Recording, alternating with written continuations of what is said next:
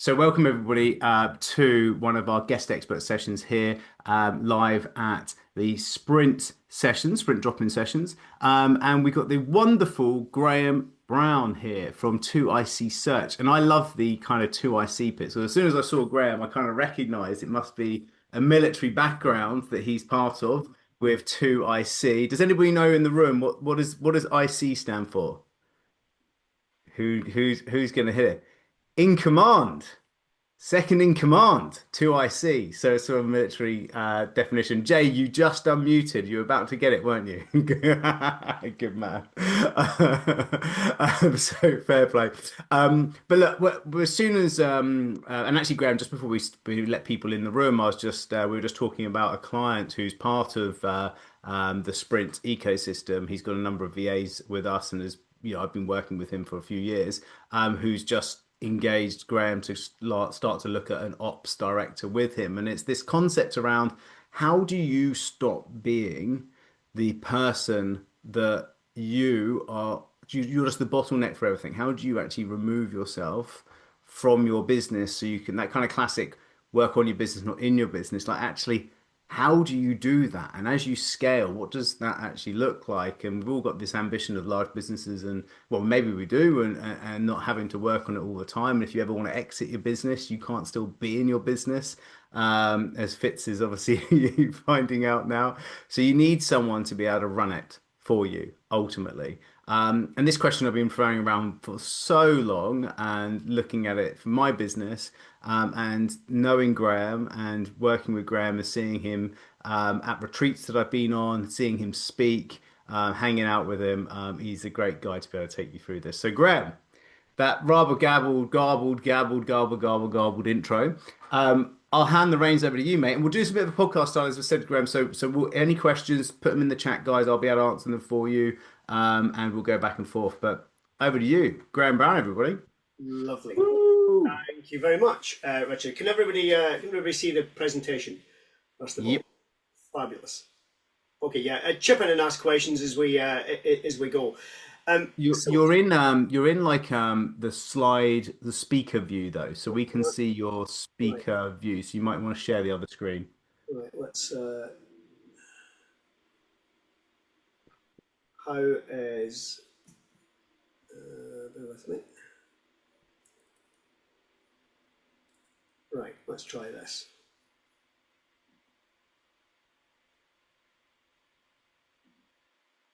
Right. Is that the right?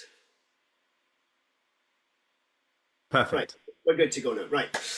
So just type into the chat for me. If you're working minimal hours and have the perfect work-life balance, type into the chat "Go me." And if you're working more hours than you'd like to, type in "Fix." Let's just see what that looks like.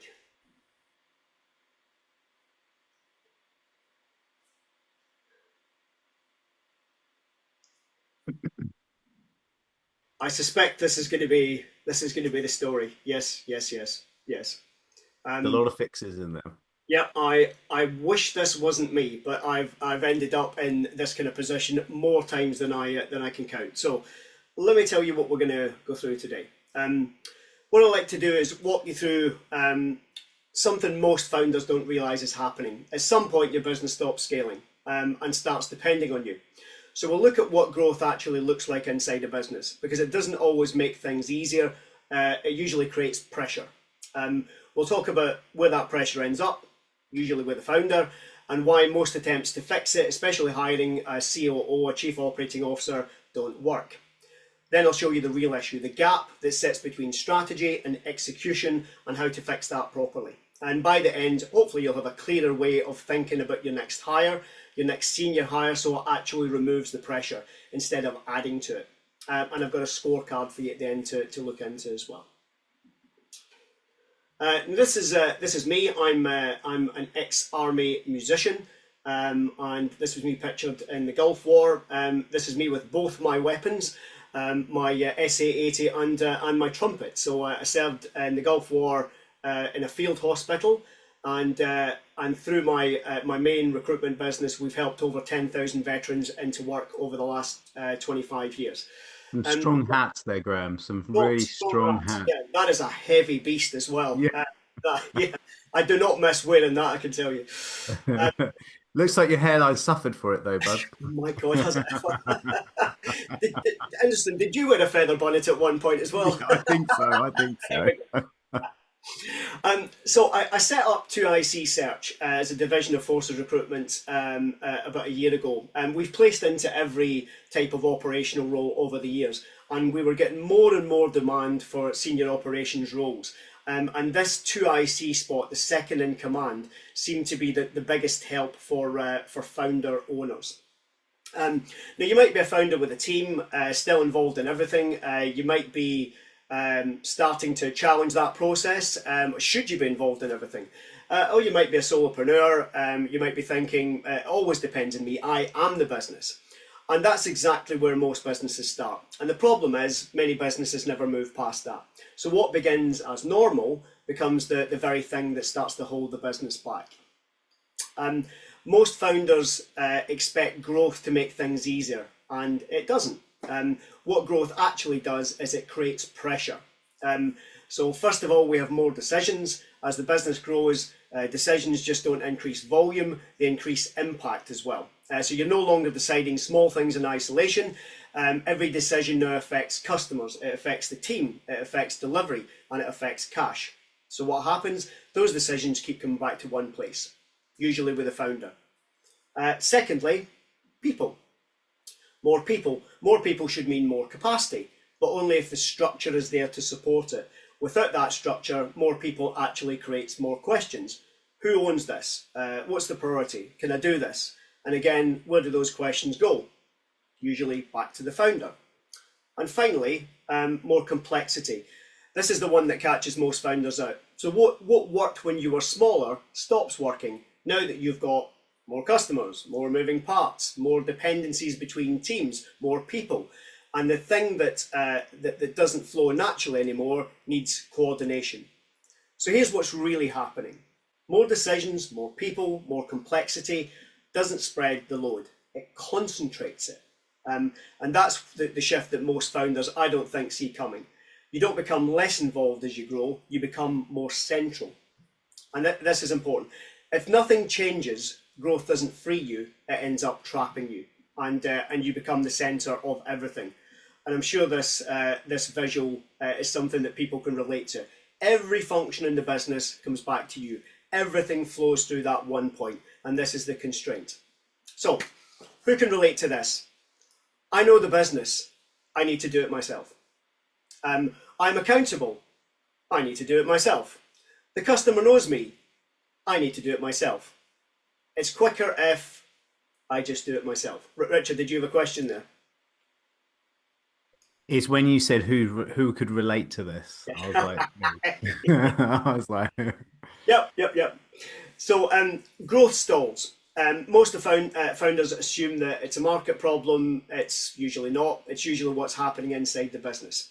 So on the left are the things that founders are doing, but they actually make things worse. So the founder, first of all, is in the key decisions. Everything still needs approval.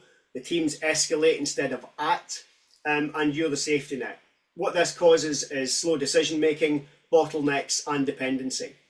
And this is quite important. The business can't move faster than your availability. And I'm going to say that again. The business can't move faster than your availability. Really important. If you're off doing other stuff, and you've got other businesses or other interests, and you're not involved in the day to day, then that's going to have an impact. Second thing, firefighting. You're solving problems as they appear. Constant interruptions, reactive leadership, and fixing the symptoms, not the causes. What this causes: no time for strategy, team reliance, and repeated issues. And if you're always fixing, nothing is ever really fixed. And then finally, the wrong hires. So you've hired, but it hasn't changed anything. Hiring too senior too early, hiring clones of yourself, hiring for experience and not behaviour. What this causes: more cost, same problems, more frustration. You've added people, but not removed the pressure. And on the right, is the way things should be, but don't. This is where your value really sits. Ownership, first of all. So it's not clear who truly owns the outcomes. Tasks are done, but ownership isn't clear. People execute, but don't lead. And the accountability sits with you. What this creates? Confusion. So people still do the work, but not owning the outcome. Rework, work gets done, then redone. Escalation, if the ownership isn't clear, it defaults again back to you. Secondly, we've got an execution layer. So there's no one translating strategy into action. So the CEO thinks ahead, team executes tasks, no one sits in the middle of that. So this is what we call your operational gap, which is what I'll talk about more in a little while. What this creates: misalignment, slow progress, and founder overload. So strategy exists, but execution doesn't stick in cases like this. And then finally, decision flow. Decisions don't move cleanly through the business. There's no clear decision rights. Everything escalates. Teams hesitate. What this creates is delays, frictions, and again, bottlenecks. So if the decisions don't flow through the business, they queue. So what's happening here really? It's not about what you're doing, that you're doing the wrong things. It's that you're doing what's required because the right structure isn't in place. Growth doesn't stall because of effort. It stalls because of what's missing. And until those missing pieces are in place, the business keeps coming back to you. And this is where founders often go out and recruit a COO because they think that's the only solution. Just on that, Graham, I think that side really resonates with me. So I will sometimes jump into roles to try and sort them out if there's problems with it. So, like with our onboarding process recently, I've jumped back in again and started doing the onboarding kickoff calls where we used to have that through our success team. And what that means is that I was away for half term last week, 2 weeks ago, and it meant the whole of last week was just stacked with meetings. So the growth stalled because of my availability, so we couldn't onboard more people. And it also meant that I was working in the evenings to do the actual decision making on stuff. So the firefighting happened in the evening, so it was squeezed. And then a few of the hires that we're doing, we're having to slow down a bit because otherwise we're going to make a bad decision on the hires. So it's like one breeds the other, which breeds the other, which breeds the other. So yeah, no, really, really poignant points. And each feeds the other, and it ends up eating itself almost. Yeah. So it's not about the title, it's about the responsibilities and the problems they can solve for you. So you may have this person in your team at the moment, you may not. Work out the problem you need solving. Write down all the responsibilities and ask, can I solve this with my current team and my current setup? That is recruitment 101. Maybe you need to hire, maybe you don't. I've devised a very simple guide to help founders to understand what operational hires look like. Which I'll share with you free because you're part of Richard's gang. So just put a little yes please in the chat, and I'll make sure you get a copy of this. What it'll do is it explains each operational role from an executive assistant all the way through to a chief operating officer. What the responsibilities are, what's tactical, what's strategic, what is a doer, and what is an executioner. And it'll just help to give you a little bit of clarity over if you do need to recruit an ops person, what that looks like for you. And as a little bonus added extra, I've also written 3 ebooks covering the right language for a job description, interview mastery, and how best to onboard employees. So again, a yes please into the comments, and I'll make sure you get copies of those as well. They're quite meaty, so light bedtime reading, I would suggest they're probably not. So what most founders do at this point, they decide they need a COO, a chief operating officer. And on the surface, sometimes that makes complete sense. You've got more going on, you need to bring someone in senior to take everything off your plate. The problem is that this only works if the problem is really clear. So most founders haven't defined what they need to move off their own plate. So the role becomes everything. And I've seen chief operating officers get burnt out because everything is handed over to them. And eventually they break down. And it doesn't need to be like that. So some clarity around that is really important. So you end up hiring someone strategic, and when you actually needed was an executioner, someone tactical, boots on the ground, who you can just tell what to do. That's not a chief operating officer. So clarity around that role is really important. And in many cases, you don't get a counterbalance. You get another version of yourself. And I've seen this show up many, many times before.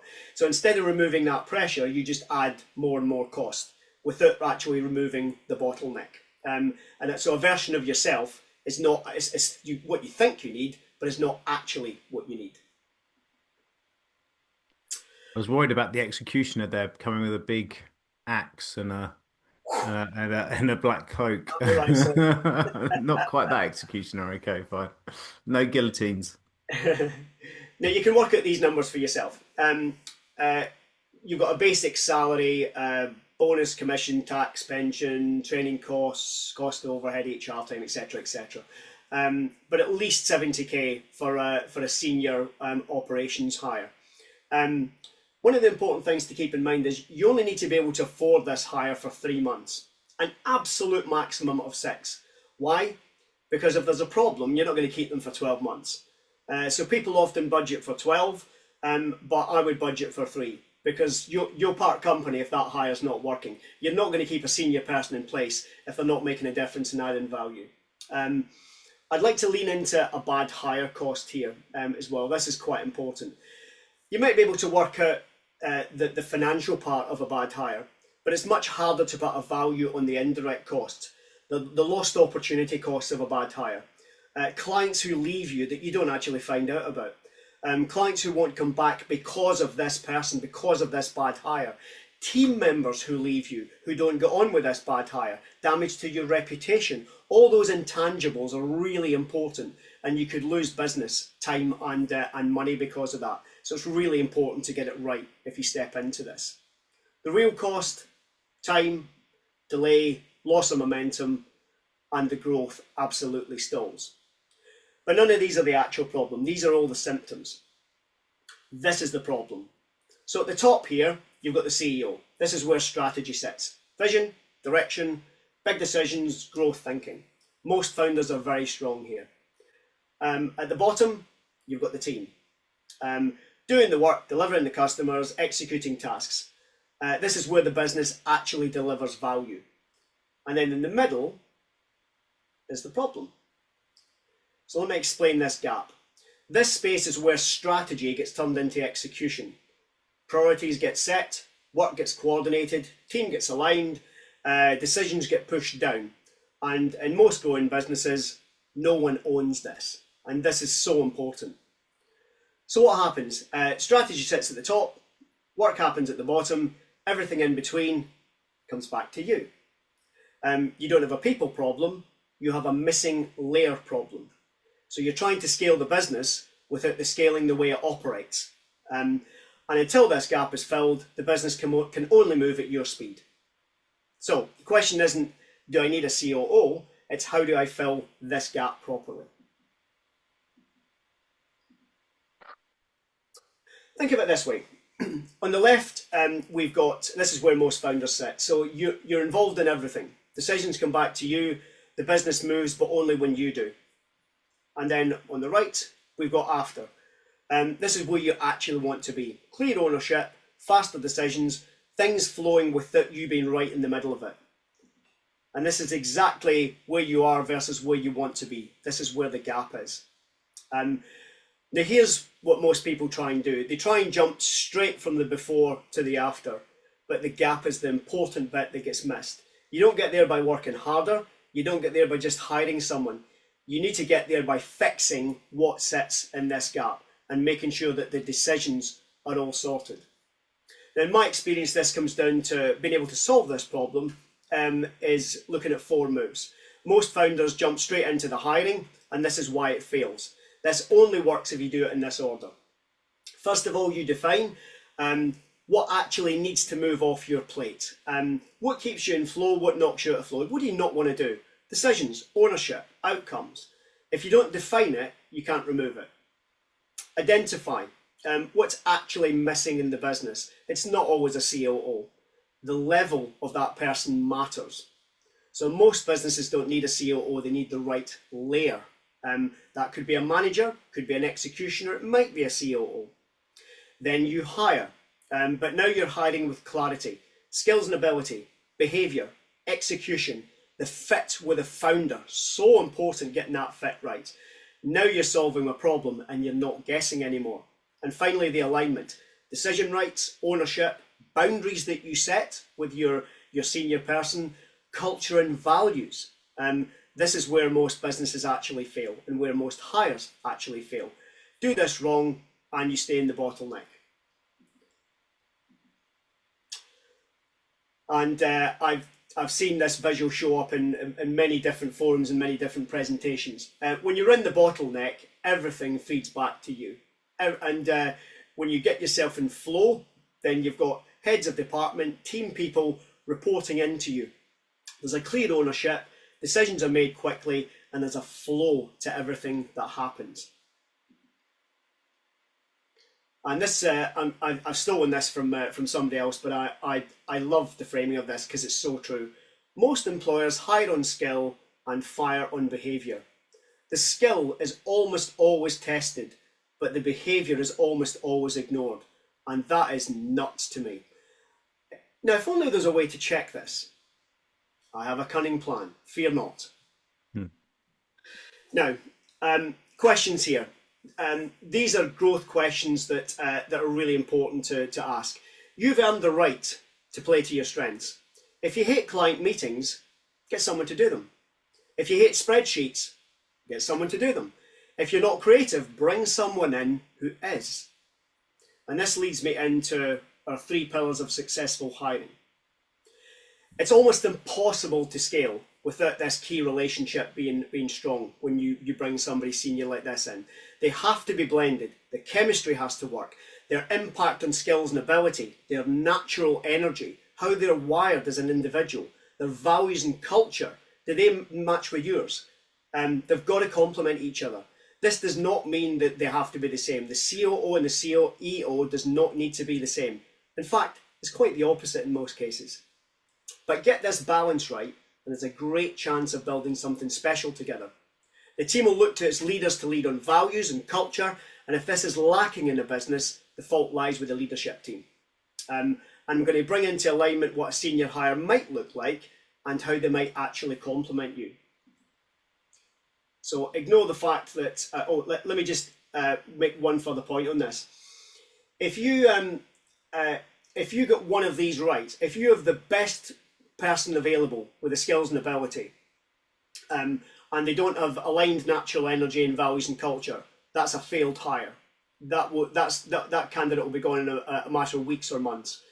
If you align 2 of these, so imagine this, you have the skills and ability from heaven. This candidate is fantastic. They complement your energy really well, and you think, I've won. This is the candidate for me.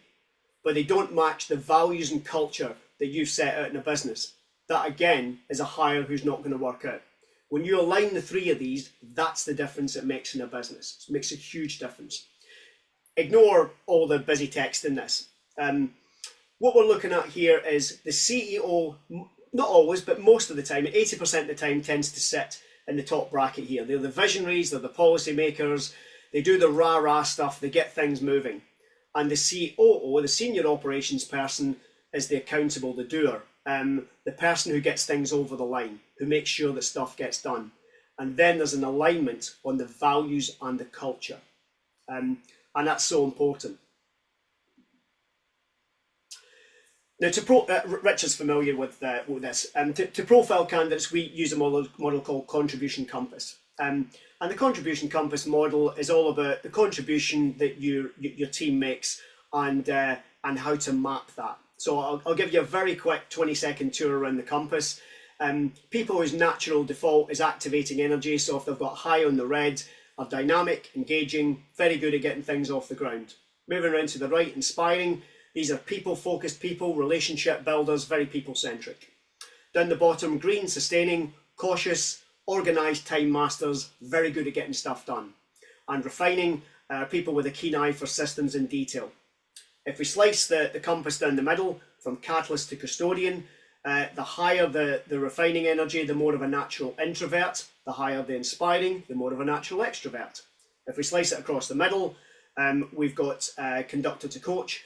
The higher the activating energy, we've got more of an innovation awareness, and at the bottom, sustaining, we've got more sensory awareness. So what I call spidey sense, people who really sense things in the moment. So this is all good and well. Profiling is great, but how does it work in practice? This is where this is different and where I've found it to be incredibly helpful when we're hiring senior people. This is an example of a role that we worked on recently for an operations manager. Now, what's important with this is we can profile the job itself, not just the candidate. So we get a really good measure of what you need in the role. And in this particular case, the client has high activating energy and said, I'm very good at winning business, but I leave a trail of destruction behind me. And I need help making sure that things get done. So that's what that looked like. We shortlisted 3 candidates against this. Important to note that skills and ability wise, all these candidates had a minimum of 10 years experience as an ops manager. They're just different types of people.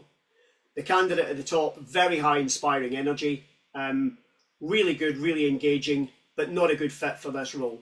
Now this would suit an operations manager role where people were at the centre of the operation, and this candidate would be training, mentoring, coaching. But that's not what this job in particular is about. The candidate on the right, square profile, very balanced. This would suit an operations manager in an FMCG environment where they're flipping between different functions. But what a good hire looks like is the candidate at the bottom, where we've got a much closer aligned profile and the numbers are much closer. Now, what I observed was that the refining energy is 4% lower than the role actually needs.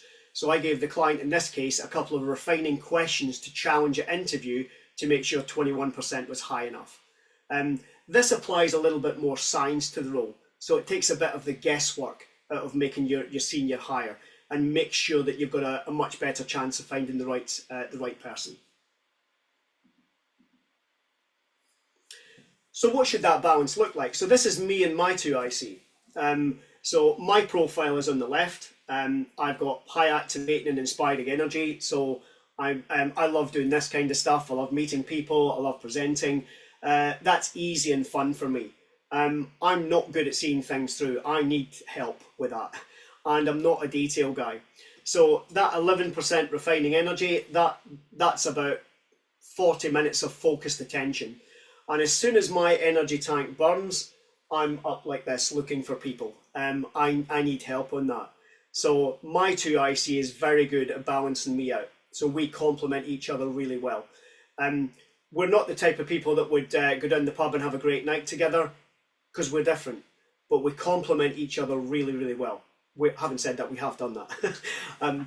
But we complement each other really well. And I know that I need somebody with sustaining energy and refining energy. And interestingly, my wife is a cultivator at the very opposite end from me. So you can imagine that's fun and games in our house sometimes when we're making decisions. What will this give you? Your time back, someone who can get things done, someone who allows you to work on the business and not in it. Quality control, execute on strategy, and just gives you some of your life back. Since I got my 2 IC bill on board, it's made a huge difference to what I'm able to do day to day. And it really matters. And I thought when my ops director left a few years ago, I spent probably about a year trying to find another Adam. And I think you know Adam, Richard Adam Bonner. And I found Bill, and everything shifted for me once I got a really good 2 IC with complementary skills and complementary energy. It just worked. Take a little screenshot of that if you want to do the scorecard. That's a link to it. What this will tell you is where you are right now. It's a good exercise to measure. Are you in the market for a 2 IC at the moment? Do you need one? What will that give you? And it'll just let you know where you are at this moment in time. Fantastic. Can I put the link in the chat? Yeah, of course. Yeah, cool. I'll stick it. It's the plain link in there for you guys. Hopefully this is. Hang on, let me put that back up. There we go. That's good. It's right. I've got it. I copied and pasted it from this QR code, so I'm going to get it in there now. In case anybody needs it. There you go. I built this with with you in mind, Richard. Adam Bonner put this together for me. So hopefully that will give you a few things to think about. Operational challenges, what you need in your team. It is never something I would jump into and do straight away. It needs some thought. Think about that operational gap first of all, and then decide: do I need a diary manager? Do I need someone tactical that I can just say, go and do this? So if you're looking at an ops manager, that's what an ops manager will do for you. But if you're looking for somebody to run the business and assist you with the strategic direction, that's a different hire altogether. And people like that, A players at that level, are worth paying for. They'll cost you a little bit more, but when it comes to interview, my goodness me, you need to be sharp. You need to be on it, because they'll spot a mile off if you're not ready to hire an A player. So hopefully that was useful. Questions, please. Fantastic. I love it. Graham, thank you so much for that. So in terms of bringing someone in like this, you're saying that, you need to be ready. They'll know when there's a problem, or when you're interviewing. I know you went through it a little bit, but how do we what's the trigger really for most of the people that contact you? What's the pain that most founders are in when they contact you? Um, it's not always the same. I think I would describe it, if I was to take a holistic approach, I would describe it as the water level rising in a business, and they reach a point where they can't do everything themselves anymore. They realise that, and they need help. And sometimes they catch that early. A COO friend of mine had a lovely phrase. He said, "Lean into hiring," which I think is absolutely right. He said, when it comes to the water level being up at your nose, he said, you're already way too late. He said, plan for it. When you plan to hire somebody like this, build it into the budget, build it into your plans. It makes a difference. And I think it depends on where you want to take the business. What kind of business you want. Do you want a lifestyle business? Do you want to scale? I've kind of realised that bringing somebody on at this level, you need to look at the scalability of that person as well. So I'll give you an example. There's a brilliant podcast called the Second in Command podcast, run by Cameron Herold, and he's written a book called The Second in Command. He was a COO for a business called 1-800-GOT-JUNK in the States. Helped to grow the business to $100 million, and he got sacked. And he got sacked because he couldn't figure out how to scale to 250. And one of his best friends was a CEO, and he sacked him. And the first thing that the new incoming COO said, she was on the board at Starbucks, and she said, "Oh, what a cute little company." So she had already scaled at that level and knew how to get the business to 250 because she'd done it before. So if you're looking to take a business from 1 million to 5 million, what are the credentials and the experience of that incoming COO to be able to take you on that journey? And that might be somebody who can take you on that journey for the next 2 to 3 years, and maybe not beyond. If you're happy there, that's fine. If you want to scale beyond that, what does that look like? Because those are the kind of questions that you need to lean into an interview and make sure you've got clear. Other questions, gang? Is there just as people think about it, but is there a fractional way of doing it? Do you get involved with that where people are going, well, 70 grand a year plus all the rest of it, it's quite a big figure. Maybe we don't need that just yet. Would you ever recommend part-time or fractional, or what's your thoughts? I'll answer that in two ways. I think when you're thinking about the cost of the hire, I would tentatively suggest that you're maybe not ready for that hire, because you should be looking at the budget and how much value this person's going to add and what they're going to deliver in order for you to move up one level. Because whatever that is worth paying, or you're not ready to make that hire yet.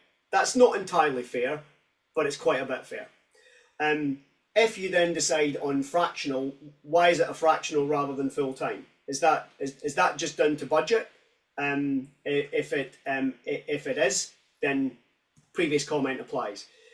But if you still want to bring somebody in part-time to get a flavour for it or help you with a few of those tasks, step in with caution. I would be, if I was bringing in a fractional, I'd be looking at their other interests as well and where else they're spending their time. If you're taking a fractional COO on a day a week and they've got another client on 3 days a week, where do you come in the pecking order? How important are you? What happens if they say jump? That's a really important question to ask. And it's an uncomfortable question for a fractional COO to answer. The good ones will know how to deal with that. And they'll say, when I'm with you, I'm with you. Really, I'd like to test that. That's the kind of thing you test at interview and paint a scenario for them. If they haven't thought about that or their brain's not in the right place, you'll break them down when you start that line of questioning. But that's quite smart preparation if you're bringing somebody like that into the team. So it's possible for it to work, but it can end in disaster if you're not prepared for it. I like that. And I think Kelly, you were kind of going a little bit along the same lines here. Do you want to just kind of put a bit more with that question to Graham?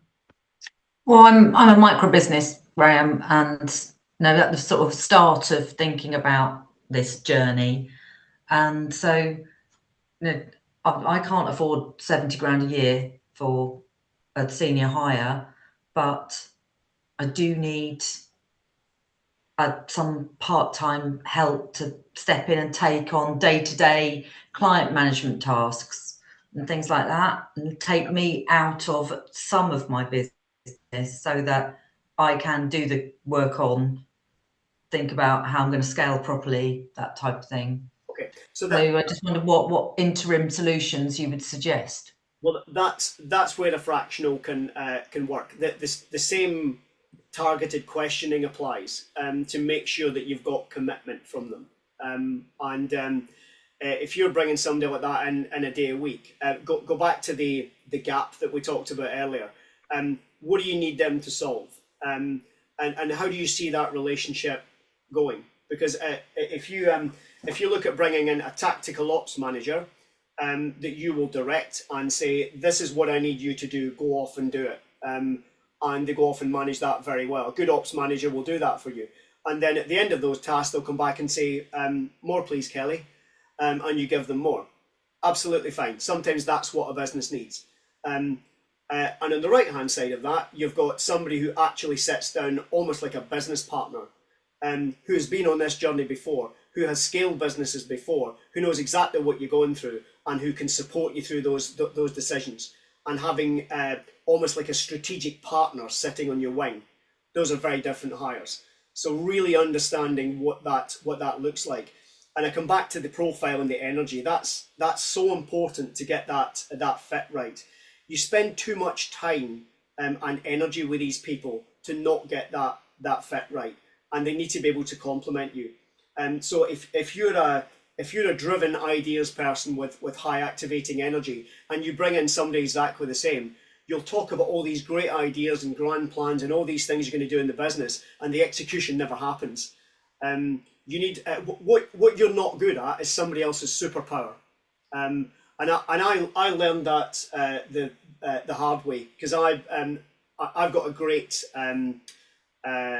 great lady in my business who is incredibly well organized, very high refining energy. And I felt that because I was the business owner, I always had to do the numbers and the spreadsheets and the detail and the data, and I hated it. And I was rubbish at it. And I made mistakes, and she said, I'd like to do that. This is when I started doing the profiling. And I said, really? She said, yeah, I would love that.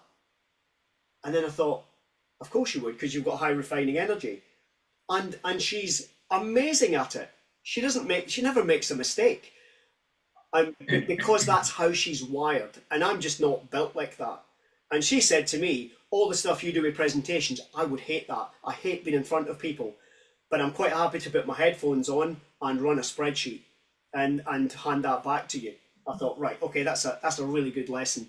So that I am doing some outsourcing, so like as soon as I could afford a bookkeeper, I was like, yeah, please do that. Yeah.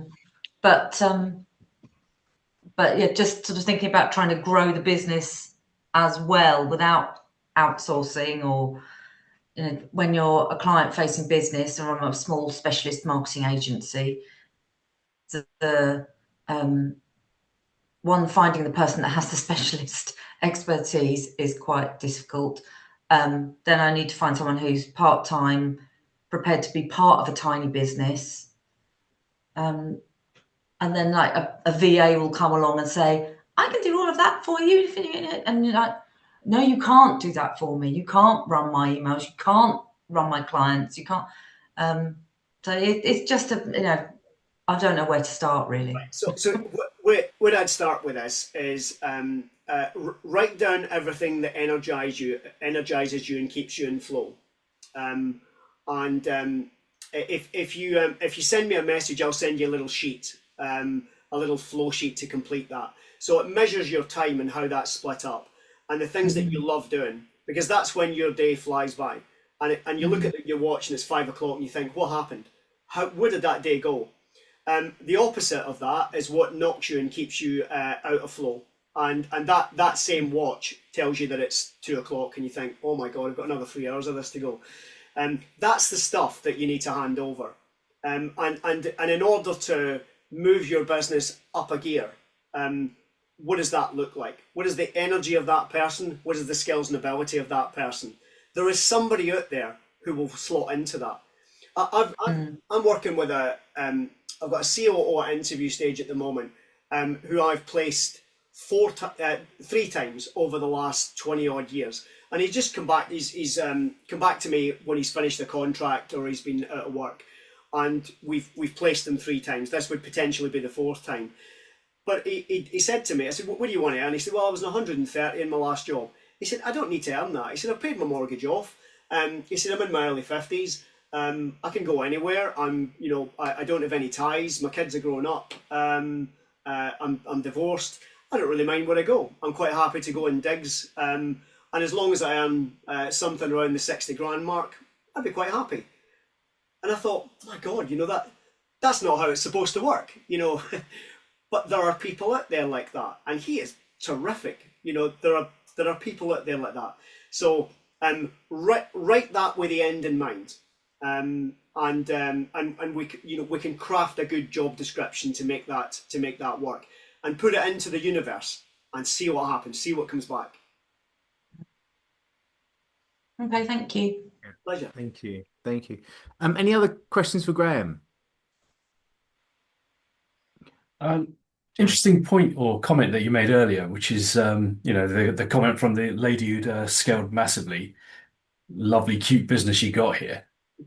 Isn't that half the problem? Because we as business owners, we're looking from our perspective and think we've got the best businesses on the planet. Why wouldn't somebody want to come and work for us? But on the flip side, it's okay, but how are we attracting the right talent in? Are we sellable? Oh, that's lovely. So when you get into there's a great book by Eric Kerenhol about A-player hiring, and it looks at what your A-player hire looks like for any whatever that role is in the business. So if you go out to hire an A-player will probably cost you 20 to 25% above market rate, and you need to be wired and ready for an A-player interview, because that interview should be 360. They're interviewing you as much as you're interviewing them, and if you get them and they get you, that is the type of person who will propel your business forward. If you can get a team of A players, your business will fly. You pay more for it, but they're different, because you've ticked everything that if for example your next hire is an ops director. This is what a golden ops director looks like. There is somebody out there who will do that job, and you'll concede some responsibilities to them, and they come back, report back, and you think, wow, that's not just how I would have done that. That's better than I would have done that. How, and I've got time to do stuff. That's how it should work. And then that water level, the pressure just releases a little bit, and then in 6 months' time, the profit is ticking along nicely, and the ops director says, right, we need to make two strategic hires over the next 6 months, and it looks like this and this. We need two heads of department in here because these guys need somebody to lead them, and I need a bit of free time to do X, Y, and Z. You put those two again A players in a little bit more above market rate, and you find that moves the business forward again. So as long as you're able to take half a step back and allow that ops person to lead that, then that can work. And the biggest problem that I've found with founders is not letting that process breathe.